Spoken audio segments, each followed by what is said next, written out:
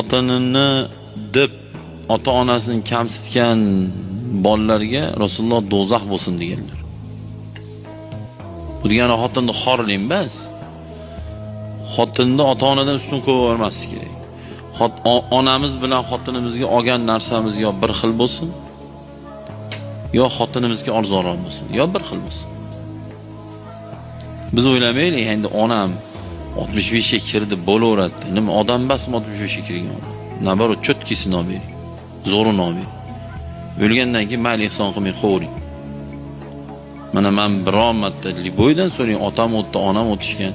Biron marta chaqirib yedirib ehson qildimmi? Qilmadim va qilmayman.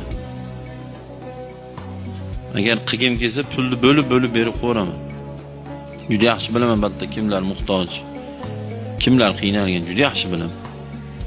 U chaqirib yedirib bari to'q palonchi hojaga, po'kinchi hojaga chaqir deydi.